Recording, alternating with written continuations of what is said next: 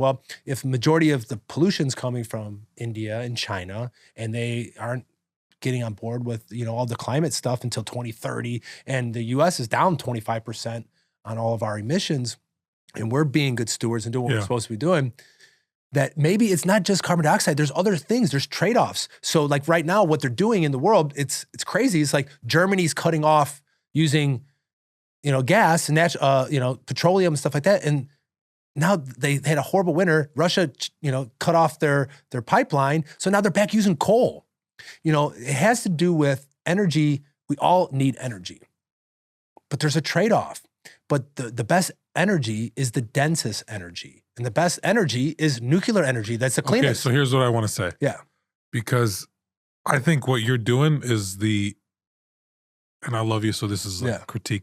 That's all right. Brotherly critique. It's the trap that we fall into as Catholics. Yeah. We engage the scientific conversation, which we could engage, but as a church and from our church leaders, when we do that, we just get caught up in the wash of all the dispute, of all the conflicting voices and opinions, and because everybody can bring their data set and try to argue their point. Use any data set to any one of their points. So are there underlying truths? Well, one I would posit is, can people have an effect on the climate? Sure. Yes. We can have effect on the climate. Okay, great. As church, what should our voice be? Our voice should be the focus on this carrying of the cross and the individual's salvation, not grouping people up into a collective. You as a person, Jesus was thinking of you when he was on the cross, and it is for you that he died. And if it were just you that he would have died for, he would have still gone through everything that he went through for your sake. And so what you need to do in response to that is take up your cross and follow him, imitate him, be directed towards heaven, and so focused, this is C.S. Lewis's thing, you're so focused on heaven that you want to live this life the best that you can. Yeah. And if we remind people of that and we challenge them with that the dignity and the call to which you're supposed to live your life, then you're going to be better citizens here on earth. And so that's where I think the church has to always step back and say, and this is where I think Pope Francis gets caught up in the wash. The problem is because he wants to hop in, and then we have to be on the defensive. He wants to start critiquing either capitalism or advancing what people would criticize as socialistic tendencies or policies or communistic policies or economic schools. No, we don't need to go there. There are smart people who are going to have those conversations, but we're the ones that care for their souls. That should be first and foremost. That is our primary responsibility. Don't let the evil one trick you into thinking that we're ever going to get rid of the poor that are with us. What does Jesus say? The poor will always be with you. These problems that we have will always be there. What's important is keeping our eyes set on heaven, keeping our souls safeguarded, and living the life that God wants us to live. That's what we have to keep getting called back to.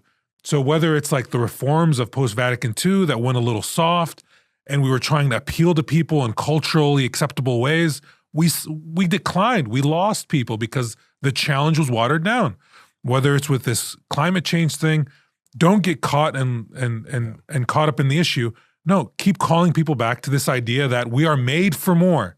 And because we're made for more, how are you going to live the best life that you can now? And so if you're going to do that, you're going to remember that God put you as a steward over the environment. So you have a responsibility environment, and how you choose to act reflects on your family, your community, your workplace, your et cetera, and the neighborhood that you live in. But I guess where I was trying to get to is where I was getting to is the practical of it. Is those things are true, that if you have a relationship with God and you see the world as a steward. Yeah, but we don't have to talk about the practicals. Well, you have to, because we're not. Because this is what happens. So it has to be practical. Because if I want to be able to take care of my environment, because I should, because God's calling us to take care of the world, but I can't even put food on my table and I don't have anything. The people who are polluting the most are people who don't have enough resources. They're not even thinking about the environment because they can't. So if the best way to help the environment is to help the lowest up. And it isn't top down, punishing the people on top down. It's helping those who are the least, the vulnerable. Be more concrete. So, for example, the average people don't start caring about the environment until they have more than $4,500 in a year. Like once they get to that threshold, then they can look to the future of their kids of like, hey, this river needs to be clean or this thing. But if I'm cooking with dung and wood and coal in my own hut, I'm not worried about the future. I'm worried about hand to mouth, what today I'm going to do. And we want to be focused on those things, trying to build those people up out of poverty. My second point would be that the whole argument in itself is all negative. It's just doomsaying instead of ever leading with any of the good. If we look what's going on in Africa, 300,000 people a day are getting clean water, that, more and more people are getting lifted out of poverty. How is this being done? This is the miracle that no one's talking about. And we're just focusing on the things that sell in the news, which is catastrophe. It's the world's going to end. They're saying the world's going to end for 12 years. Well, How good is that to hope for sells. people? Yeah, but it's also— if hope sold, it'd be on the front page of the New York Times. It's traumatizing to youth thinking that the planet's going to be over with. It's like, instead of saying, hey, what are practical things we could do, helping people. See, but here's where the climate change issue, we have to be careful as church, because the climate change issue— that's what I say. is It becoming a church issue. In a general stewardship issue. But getting in that realm, it's tough because the climate change issue is becoming an issue that is being used for power and control. That's it. Full it stop. Shouldn't be used. The church. So if it's being used for power and control, it's being usurped, because we started by saying that, can humans affect the climate? Yes. Do humans affect the climate? Of course. Yeah. We're creating. When you create, you emit. So those are conversations that could be had. But that power and control, that's where we have to be careful, because those are the things that we can speak to as church, because it's something that's at the heart of what sin is. It's pride. It's this idea of, I can have power over other people. I can exert over other people. So where the church's voice in that conversation comes in is always maintaining the dignity of the individual's ability to speak freely, which was enshrined in the Constitution as inalienable rights. You speak, you can own property, you can have freedom of religious assembly. Those are the things that you can't usurp or wash away when you're trying to have conversations like, climate regulations, et cetera. And the church backs up private property. I mean, all throughout, from Pope Leo XIII to St. John Paul II talks about that it's okay to have capitalism, but there's a responsibility to take care of other people. And I just think that if we want to be practical, and if the church is going to step into these things, that we're going to have to also come with a different message of hope that, hey, you know what? God ultimately is in charge. Trying to think that man is so much involved. Yeah, it could be, but God's so much more involved. It's like he made the universe in 1 second, and you don't think that he could straighten it out in 1 second? That's just the hope that I have. But on a practical level, like I said, if we want to help the economy, we want to help the poorest people get out of poverty the fastest, and then they can turn their eyes to things of the future, which is their homeland or whatever it is. But can we all be better stewards? That's where the principle of subsidiarity is exactly important. That's it. It's not all solidarity. It has to be subsidiarity together with it.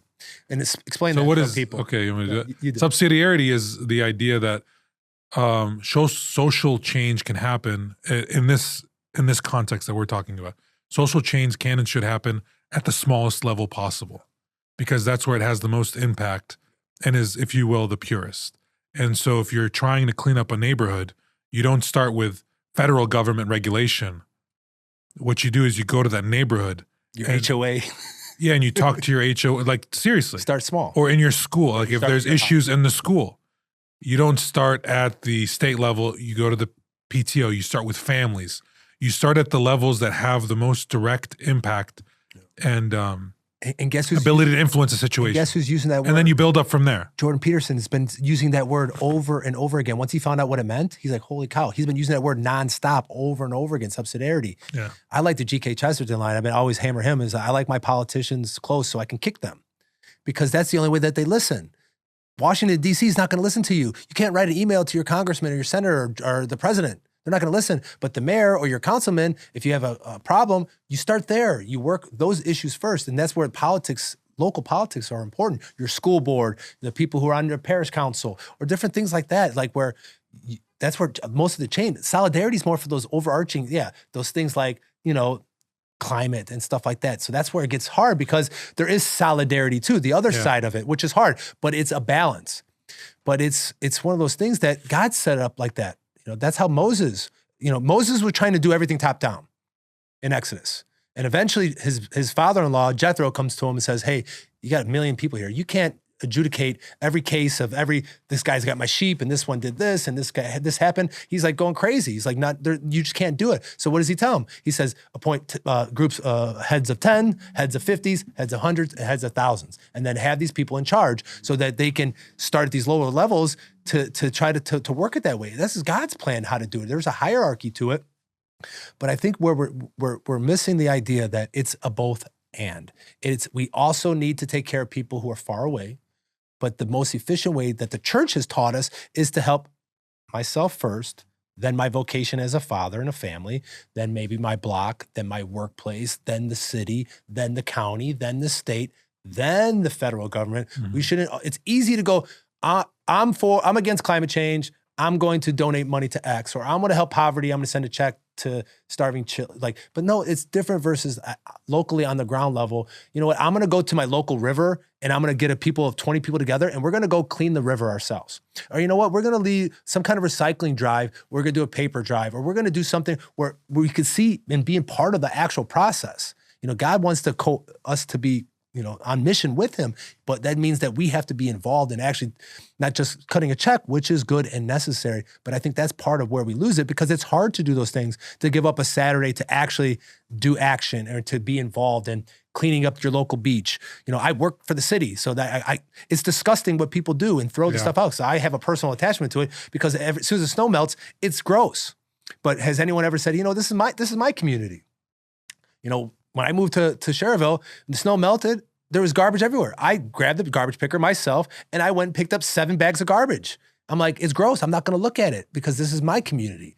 That's the kind of stuff I think God's calling us to do. And that's how we can actually, you know, make a difference. But it's hard to make a difference in climate change, which is like an abstract idea. It's like, it's so far away, it's hard to be tangible. And it's easy to do that and to point fingers and to cause that. But for me, it's like, if you want to have the kind of change on that, like Father Mileta said in his homily, he did a homily on Laudato Si.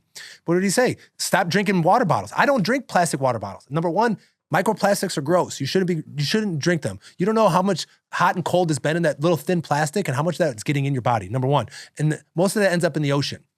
Number two, get yourself a nice cup. This isn't like a Stanley. I paid $50. You get one of these for like $10. You know, all the kids want the Stanleys are $50. But I reuse this over and over again. Start with yourself. You know, stop buying a case of water because it's convenient, so you can take it and chuck it. Start there. Start little. You know, that's what, you know, denying yourself and picking up your cross is that you have to build up to those things. You know, that's Jordan Peterson's message, is like, clean your own room first before you want to go criticize the whole entire planet of the existence of the temperature in this complicated thing that we have no idea what's going on. Start with what you can do. What can you do? Can you clean up your school? Can you clean up your own yard? How about your neighborhood? What about the lady down the street as a Christian? What she can't, you know, do her bushes. Can you help her? Let's do those kinds of things, you know, on my soapbox here. But that's what I'm passionate about, like those kinds of things, because that's what I can affect. But those are hard. It's hard to get up on a Saturday and to, you know, to use your own energy to go do something. It's a lot easier to criticize the world and feel superior. I'm so good because I put on my Instagram that I'm for, you know, whatever, climate change or whatever the thing of the day is, and to be a, you know, virtue signaling versus actually getting in the ditches and doing the work.